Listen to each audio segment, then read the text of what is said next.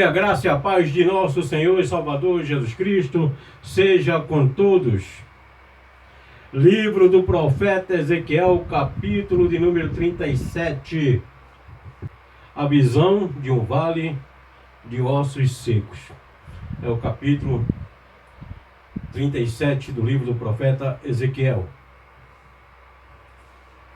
Veio sobre mim a mão do Senhor, e o Senhor me levou em espírito e me pôs no meio de um vale que estava cheio de ossos, e me fez andar ao redor deles, e eis que eram muito numerosos sobre a face do vale, e estavam sequíssimos. E me disse: filho do homem, poderão viver estes ossos? E eu disse: Senhor Jeová, tu o sabes. Então me disse: profetiza sobre estes ossos, e dize-lhes: ossos secos, ouvi a palavra do Senhor. Assim diz o Senhor Jeová a estes ossos: eis que farei entrar em vós o espírito, e vivereis. E porei nervo sobre vós, e farei crescer carne sobre vós, e sobre vós estenderei pele, e porei em vós o espírito, e vivereis, e sabereis que eu sou o Senhor. Então profetizei como se me deu ordem, e houve um ruído enquanto eu profetizava, e eis que se fez um reboliço, e os ossos se ajuntaram, cada osso ao seu osso. E olhei, e eis que vieram nervos sobre eles, e cresceu a carne, e estendeu-se a pele sobre eles por cima, mas não havia neles espírito. E ele me disse: profetiza ao espírito, profetiza ao filho do homem, e disse ao espírito: assim diz o Senhor Jeová, vem dos quatro ventos ao espírito, e assopra sobre esses mortos, para que vivam. E profetizei como ele me deu ordem. Então o espírito entrou neles, e viveram, e se puseram em pé um exército grande em extremo. Com a ajuda de Deus, quero ministrar esta palavra, esse estudo para vós, nesta oportunidade, sobre o que o Senhor nos ensina nesta passagem a respeito da profecia. O ministério profético hoje em dia, ele não está em execução. Ele não está, apesar de muitos dizerem eu sou profeta, porém no sentido profético da palavra já revelada. Agora, no tempo do ministério profético até João Batista, a palavra ainda não havia sido revelada, a palavra escrita. Hoje nós lemos a palavra, e através da palavra dita, a palavra dizente, nós profetizamos a palavra escrita. E às vezes no contexto colocamos algo revelado através da palavra escrita para as nossas vidas. E é isso que eu quero hoje trazer sobre este dom. Porque o dom da profecia é atual. O dom da profecia é neste tempo. O que nós precisamos mais buscá-lo diante de Deus. Por isso que o apóstolo Paulo disse: buscai com zelo os dons espirituais, mas principalmente o de profetizar. E aqui nesse texto, deste capítulo 37, o profeta Ezequiel, ele estava na Babilônia. Por cerca, o primeiro capítulo vai nos informar que no ano 30º do cativeiro babilônico, Deus começa a ter uma revelação através de uma visão para o profeta Ezequiel a respeito da nação de Israel e as outras nações. E o livro de Ezequiel é um dos mais profundos livros da Bíblia Sagrada a respeito das mensagens proféticas.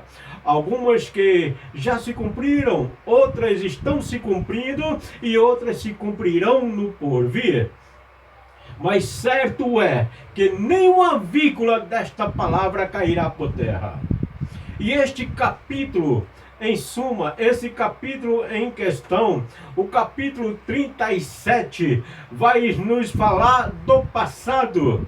Também relata sobre o presente e revela o futuro. É uma profecia que estamos vendo já se cumprir em nossos dias, e o andamento dessa profecia é mais perto do que nunca.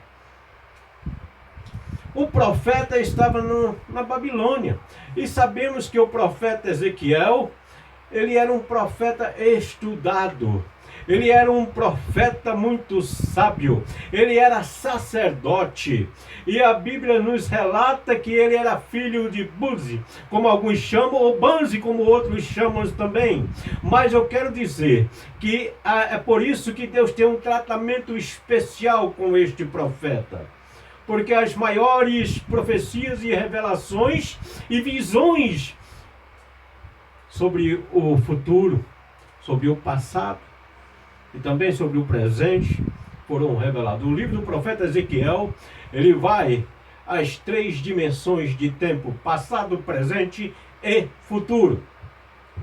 O profeta, neste capítulo, o texto vai nos informar que o profeta foi trasladado. Ou seja, ele foi tirado de um lugar e levado a outro lugar em espírito. Alguns questionamentos têm surgido no campo teológico acerca da localização geográfica deste vale, pois o profeta se viu ali no meio de um vale. E ele relata que este vale era muito grande. E este vale, segundo alguns estudiosos, a localização geográfica dele é a própria Babilônia. E no contexto espiritual do texto, porque nós temos que ler a palavra de Deus, estudando a palavra de Deus numa dimensão espiritual. Por isso que o apóstolo Paulo fala a respeito do homem carnal e do homem espiritual. Nós devemos estudar a Bíblia, não somente a ler como lemos um livro qualquer, não somente a ler como lemos gibis, jornais ou revistas, mas estudando a palavra de Deus. Pois esta palavra nos revela os grandes mistérios dos céus, da terra e da eternidade toda. Livro do profeta Ezequiel, capítulo 37, vai nos dar no seu contexto a localização geográfica. Pois Deus havia, naquele instante, através do profeta, se revelando ao profeta Ezequiel a respeito da nação de Israel. E a nação de Israel estava numa condição espiritual de mortandade.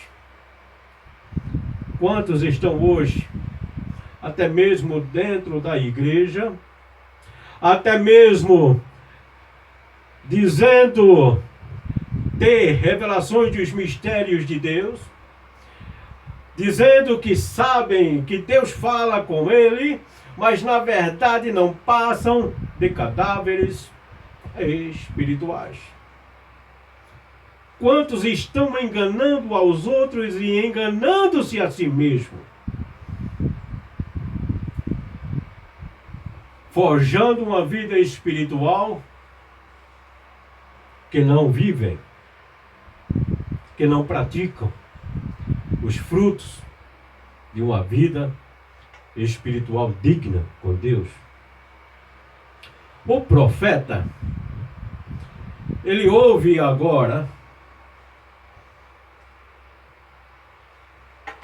no meio daquele vale de ossos secos,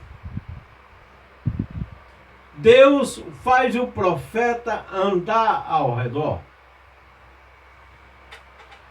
Deus encaminha o profeta naquele vale, para que o profeta ande ao redor daqueles ossos. Para quê? Quero te informar que para o vale a água desce, mas do vale para o monte a água não sobe. A água só desce vale. A água não sobe vale. E muitas pessoas, quando vão para o vale, elas desistem na sua vida, na sua caminhada espiritual. Elas desistem dos seus ideais para com Cristo. Muitas desistem. Poucas são aquelas pessoas que persistem e não param no vale. Por isso que Deus o fez o profeta andar, para que o profeta não parasse no vale, porque a nossa vida, ela é cheia de altas e baixas, altos e baixos. Então, quando estamos no alto, devemos olhar para o vale e sabermos que a qualquer momento, a qualquer instante, o Senhor pode nos levar para o vale. E quando Ele nos leva para o vale, não é para ficarmos inertes, não é para ficarmos paralisados, decepcionados com a situação, mas no vale precisamos andar. No vale, precisamos fazer algo para que venhamos novamente a sair do vale, porque aquele que para no vale, a sua situação vai cada dia pior e ele termina ficando como esses ossos secos, porque a vida na inércia, ela produz a morte. E a inércia espiritual é que tem produzido em nossos dias a morte de muitos cristãos. Andar ao redor. O profeta, ele observou, ele estudou a causa dele estar no vale. Quando o Senhor nos leva para o vale, devemos estudar a causa ou o propósito de estarmos no vale. Porque certo é que o Senhor nos encaminha para o vale, mas certo é que Ele também nos tira do vale. E se você está no vale, pode saber que o Senhor vai te tirar deste vale. O vale não dura para sempre. E o povo de Israel, a nação de Israel, havia perdido esta esperança. Eles diziam: a nossa esperança se acabou, estamos cortados.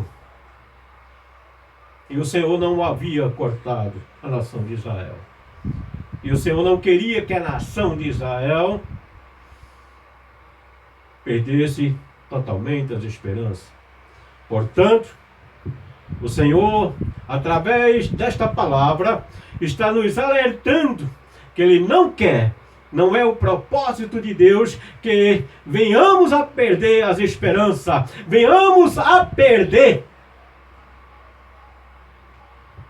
a fé. Porque certo é que o vale não dura para sempre. E ele andou e contabilizou aqueles ossos. E era muito numeroso a quantia daqueles ossos. Um exército grande, 70 mil mais ou menos, segundo mais ou menos o que o corpo humano tem de ossos, entre 206 e 208, né? Aqui nós aprendemos que é 206. Mais ou menos mais de 14 milhões de ossos. Muitos ossos. Muito. Bastante ossos. Mas Deus queria reviver aqueles ossos. E o profeta percebeu que aqueles ossos, além de ser muitos, um número muito grande, aqueles ossos estavam sequíssimos. Aqueles ossos estavam sem líquido. E sem líquido, até nós mesmos precisamos nos hidratar, porque sem o líquido nós não vivemos. E os ossos, conforme eles vão ficando ao relento, como estavam no deserto, eles perderam todo o líquido e murcharam. Porque o líquido é o sangue. E o sangue é aquilo que aponta as infecções. O sangue é a vida. E quando o homem perde a vida espiritual, o seu estado é definhar, é murchar. Porque o pecado faz murchar todas as esperanças, murchar todos os ideais, todos os planos. E o profeta ouviu uma voz, a voz de Deus. Porque no vale, todos os seus amigos te abandonam. Todas aquelas pessoas que estavam com você quando você estava no alto, batendo as tuas costas, te abraçando, dizendo: eu estou junto, estamos juntos. No vale, estamos distantes. No vale, estamos longe. Deixa ele lá. Ah, ele foi lá para o vale porque ele quis. É sempre assim quando nós vamos para o vale. Por experiência própria, posso assim dizer. Quando você está rodeado de amigos, você está no alto. Mas deixa o Senhor te conduzir ao vale. Deixa o Senhor te conduzir para o vale. E os amigos sumirão. Os amigos desaparecerão. E os amigos tornam-se cada vez mais distantes quando vamos ou quando somos conduzidos ao vale. Mas a voz de Deus bradou: Filho do homem. Que relacionamento de Deus e o profeta. A expressão filho do homem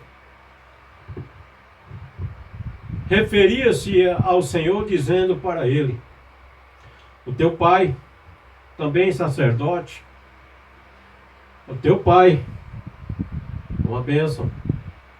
Você também é uma bênção. A tua linhagem, filho do homem, fala da linhagem, fala da mortalidade. Filho do homem porque é mortal, não é eterno. E a terceira expressão que posso colocar neste relacionamento e nessa expressão de filho do homem é de homem perfeito, quando tipo de Cristo. A simbologia do Senhor Jesus era do homem perfeito. E o Senhor faz uma pergunta para ele: poderão viver esses ossos? E o profeta diz: ah, Senhor, a situação é difícil. Imagine você diante de uma situação dessa, no meio de um vale de ossos secos. Muitos ossos, 14 milhões, vamos assim dizer, 10 milhões, já é muito. E o Senhor pergunta: esses ossos poderão viver? O que você vai dizer? Tem alguns profetas hoje que respondem conforme a emoção. Tu podes tudo, Senhor, tu sabes já. É só dar uma palavrinha aí e dizer: vivei ossos e os ossos viverão. Mas o profeta Ezequiel era consciente. Não é igual a muitos hoje em dia que não têm consciência da responsabilidade e andam profetizando à toa, andam profetizando de lá para cá sem responsabilidade com o cumprimento da sua profecia. Se é que existe, né? Porque hoje não há o ministério profético. Mas quando às vezes uma pessoa é usada no dom de profecia, todo mundo já taxa, olha, aquele lá é profeta, e já vai correndo. E tem hora que ele não pode nem levantar a mão, porque se levantar a mão, já vem um colocar a cabeça debaixo, dizendo vai. Que possamos aprender com os textos da Bíblia Sagrada. Sim, eu não sou louco e não creio no dom da profecia, eu creio. Mas devemos discernir os espíritos. Devemos avaliar se condiz com a palavra de Deus, se encaixa no padrão da palavra de Deus, é uma profecia. Se não se encaixar, é apenas uma emoção. É apenas uma intuição. Poderão viver estes ossos? Estes, quer dizer que estava presente. Você quer a bênção de Deus? Procure. Você quer a bênção de Deus? Não mande recado. Você quer a bênção de Deus? Vá até Ele. Senhor, é conforme a tua vontade. Tu que sabes, Senhor. E Deus disse para o profeta: profetiza, filho do homem. Profetiza, proclama, fala. Brada em alta voz que eu vou dar uma ordem. Diz para estes ossos que eu, o Senhor Jeová, porei nervos, farei crescer carnes sobre vós, estenderei peles sobre vós, e porei o Espírito, e vivereis. E sabereis que eu sou o Senhor. O texto nos revela que após ouvir a ordem de Deus, o profeta diz: profetizei conforme a ordem. Ele não mudou a palavra. Ele não mudou. O verdadeiro profeta é assim. Se Deus fala justiça, ele profetiza justiça. Se Deus fala prosperidade, ele profetiza prosperidade. Mas se o Senhor exorta, ele também exorta. Muitos profetas hoje são guiados conforme a cor das cédulas. Profetas entre aspas. Aí eu profetizei conforme a ordem. E houve um ruído. Ruído é um barulho constante. É algo que promove e não passa despercebido. Não é igual aquele barulhinho, pam, toque da campainha, não. O ruído é um barulho extensivo. É um barulho contínuo. Que não passa despercebido, mas que vai provocar alguma reação. E a profecia, quando se cumpre, ela provoca uma reação. Também um reboliço. Por quê? Porque os ossos, imagine, cada osso procurando o seu osso. Ah, o osso do braço, cadê o osso do ombro? A costela, e cadê os meus ossinhos? Era osso de um lado e voando de outro, e porque o tempo havia levado, havia distanciado e estavam todos misturados ali, mas agora cada osso estava com uma missão de procurar o seu outro osso. Não adianta você querer mudar. Tem pessoas que querem mudar o que Deus fez. Tem pessoas que querem mudar tudo que Deus criou, tudo que Deus formou. Não. Não há condição de mudar a perfeição do que Deus fez. Todo aquele que muda, que tenta transformar a criação de Deus, ele tem prejuízo, ele sofre lá na frente. E quantas pessoas hoje trocam isso, trocam aquilo, né? Só não trocam de orelha ou de... Mas, enfim, cada osso procurou o seu osso. E os ossos se juntaram. E os ossos se juntaram. Aí vieram, depois que eles estavam juntos, viu? Não vieram antes, não. Vieram nervos. Ossos é resistência. Nervos, ligadura. Ossos é a resistência do nosso corpo. Mas os nervos são as ligaduras que cobrem os ossos e ligam entre si estes ossos. O corpo humano é uma maravilha completa. Uma maravilha. É uma perfeição de Deus. Mas além dos nervos, cresceu carne. Ossos, resistência. Nervos, ligação, comunhão. Carne, identidade. Eu sou diferente de você.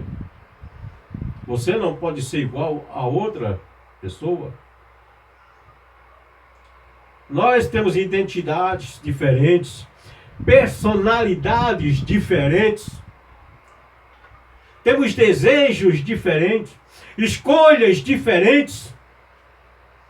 Até o nosso corpo é diferente, nós temos que saber administrar. Os nossos dedos são diferentes um do outro, porque precisamos dele nessa diferença. Imagina se for tudo igualzinho, hein? Seria ridículo. Eu não poderia fazer isto, não poderia me alimentar, nem caminhar, se todos os nossos ossos e os nossos membros fossem iguais.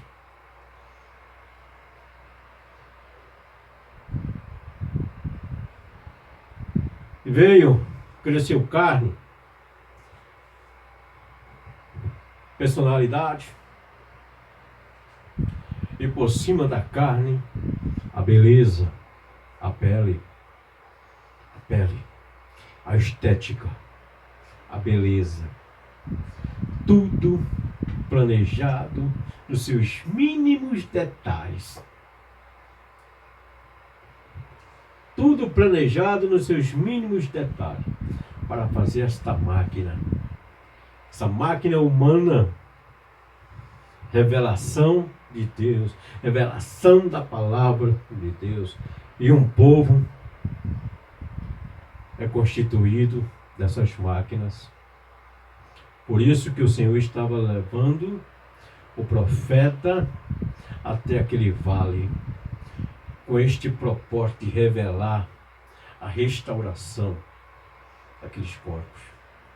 Se você está no vale, ou quando nós vamos para o vale, há sempre um propósito maior no vale. Estendeu-se a pele.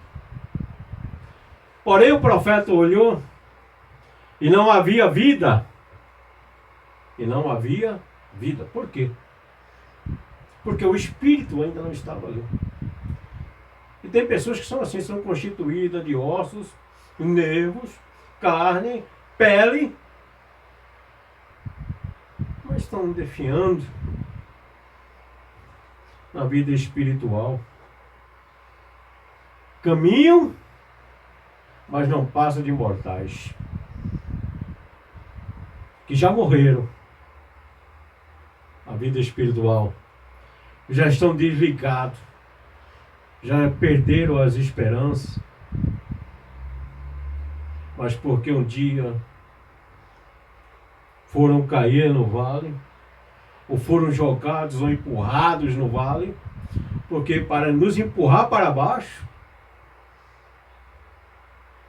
tudo ajuda, mas para subir, meu amigo, para subir do vale, é preciso esforço, É preciso esforço.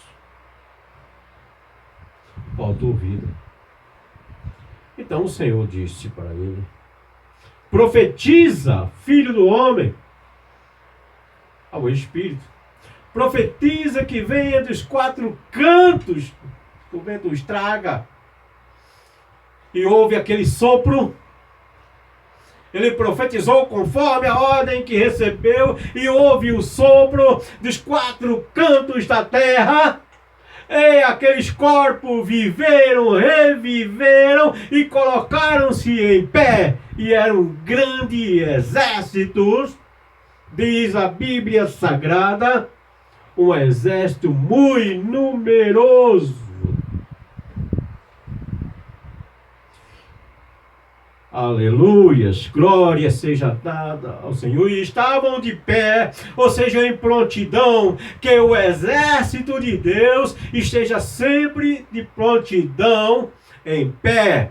Que nós estejamos sempre em pé. Que o Senhor nos ajude e nos guarde, para que nós estejamos sempre firmes, em pé. E o Senhor agora revelou para o profeta: essa é a nação, esse exército aí, é a nação de Israel que perdeu as esperanças, mas eu, o Senhor, abrirei. Diz para eles, para o filho do homem, profetiza para eles que eu vou abrir a sepultura e vou os levar para o cumprimento da promessa. Vou tirar eles desse cativeiro. O cativeiro não dura para sempre. Quem sabe é este o momento do Senhor mudar o teu cativeiro. Se você está no cativeiro, chegou o momento do Senhor. Talvez essa palavra venha de encontro a você, porque o teu cativeiro, quem sabe, acabou hoje. Acaba neste momento que você está vendo. Esta palavra, ouvindo esta palavra, abrirei. Levarei para a terra que tenho prometido. O vale não dura para sempre.